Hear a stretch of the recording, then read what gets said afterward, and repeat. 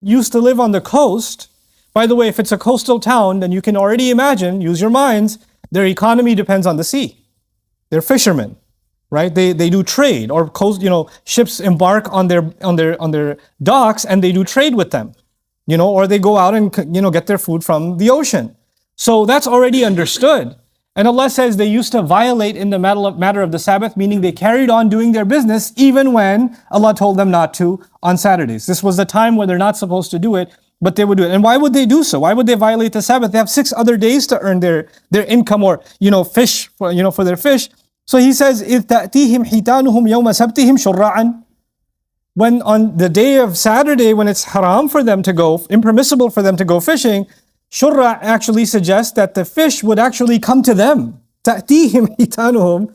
They don't have to go to the fish. The fish are coming to them, blinking at them. Hey, you want to catch me? It's easy catch today. And they're jumping up and down. They're doing like flips in the air. Like, man, today's easy catch.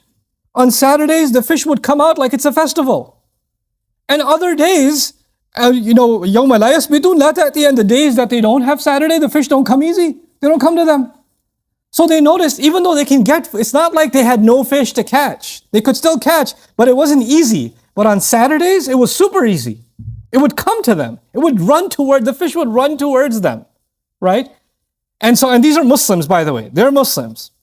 Now imagine, by analogy, so you can, it's closer to your and my context. Imagine that you run a store, right? You have a store, and you get no customers. You get like 2 customers a day. Most of the time you're sitting there, playing like, Crossy Road or something on your phone, and you're doing nothing. No customers show up. And then it's like 1 o'clock, or 1:15 you leave your store and you head towards the masjid. By 1:45, the prayer's gonna start, and you're gonna be back by 3 o'clock. But every single week, 12:45, 30, 40, 50 customers start just coming through the door. And they're buying everything, stuff you're trying to sell for 6 months, nobody's touched it. They're putting everything in the cart and they're buying. And then Friday prayer is getting late. And then you say, no, you can't buy right now. Oh yeah? Forget it. I won't buy it now. And then and you don't see them again.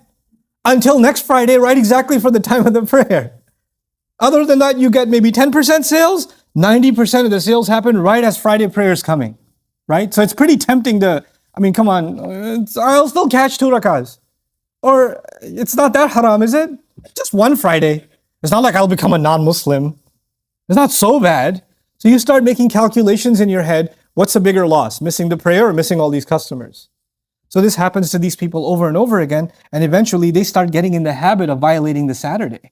They saw it enough times come in their face. Probably not the first time they saw the fish come out and they said, yeah, I don't care about Saturday. I don't care about the Sabbath. It didn't happen like that. It's a slow but regular temptation because it's hitting you every Friday, right? It's in their case every Saturday. So eventually they caved and it became a normal thing for them. It became a normal thing for them to violate the Sabbath. And so Allah says about these people that started violating the Sabbath, كَذَلِكَ نَبْلُوهُمْ. That is how we tested them. بِمَا كَانُوا يَفْسُقُونَ. Because of other corruptions they were engaged in. Now this is the clue Allah is giving us. Why did Allah test them in that way? When Allah sees that one kind of corruption comes out in a person, one kind of sin they don't care about, then Allah opens doors to other sins, and He makes those other sins just right accessible to them. And He wants to see, are you actually remorseful for the other smaller deeds, other corruptions that you're engaged in, or you want to walk away from them? Or do you want, if other doors were open to other corruption, you do that too? You would do that, you take that also, you jump at it too. And Allah says, this is how we tested them because of the corruption they used to engage in. Meaning these kinds of tests sometimes come to people that dabble in sin, that engage in corruption, and they don't walk back from it. Anybody can make a mistake. When you make a mistake, you make tawbah, you walk back. But if you refuse to walk back, and you keep being corrupt, then Allah opens doors to even worse haram for you. Now why would Allah do that?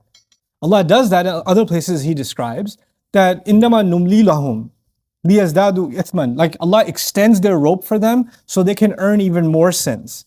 I always give the same analogy when I describe this principle of the Quran. When Allah allows people to keep going, وَيَمُدُّهُمْ فِي طُغْيَانِهِمْ يَعْمَهُونَ. He keeps extending them in their rebellion. The analogy my teacher gave me is still stuck in my head. He gave the analogy of a dog. If you have a dog on a leash that's 1 foot long, the dog wants to run, it can't because the the leash keeps tugging at him, right? So what the owner does to punish the dog, instead of giving him a 1-foot leash, he gives him a 200-foot leash. It's still a leash, it's still tied to the tree, and the dog thinks it's free for 199 feet. Until he hits the 200th foot, what happens to him? He gets choked so hard because he was running so fast. You understand? So the 1-foot leash was actually safer for the dog. The 200-foot leash actually kills him, destroys him. You want to rebel? Go ahead. You think you don't have a leash on you? Go ahead and run. See how far you go. And the further you go, the harder the choke will be at the end. That's the idea. Allah says, you want this? Then I'll give you. You know? Nuwallihi ma tawalla, Quran says. We'll turn him in the direction he turns into. You want to turn in a certain direction? Okay.